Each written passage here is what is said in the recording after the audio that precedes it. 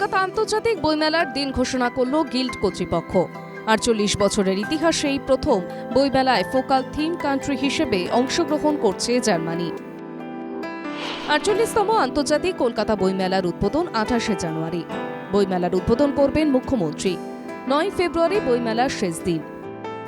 ২৪ সালের বইমেলায় এসেছিলেন ২৭ লক্ষ বইপ্রেমী মানুষ। বই বিক্রির পরিমাণ দাঁড়িয়েছিল ২৩ কোটি টাকার মতন। ৪৮ বছরের ইতিহাসে এই প্রথম ফোকাল থিম কান্ট্রি হিসেবে অংশগ্রহণ করছে সাহিত্য ও সংস্কৃতিতে এই ঐতিহ্যমণ্ডিত দেশ জার্মানি।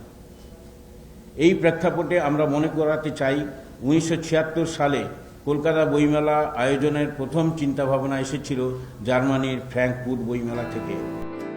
এবারের ফোকাল থিম কান্ট্রি জার্মানি। জার্মানির ফ্র্যাঙ্কফুর্ট বইমেলা থেকেই ১৯৭৬ সালে কলকাতা বইমেলা শুরু।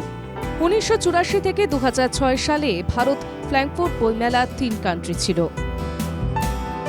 প্রত্যেক বছরের মতো এবছরও বইমেলার উদ্বোধন করবেন মুখ্যমন্ত্রী মমতা বন্দ্যোপাধ্যায়। থাকবেন বিশিষ্ট অতিথিরা।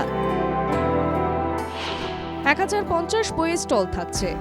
গত বছর কিছু সমস্যা হওয়ায় রিং রোড খালি থাকছে এবার। প্রতি বছরের মতো ২০২৫-এর বইমেলায় অংশগ্রহণ করবে great Britain, America, France, Italy, Spain, Peru, Argentina, Colombia এবং লাতিন আমেরিকার অন্যান্য দেশ। এছাড়াও থাকছে ভারতের অন্যান্য রাজ্য।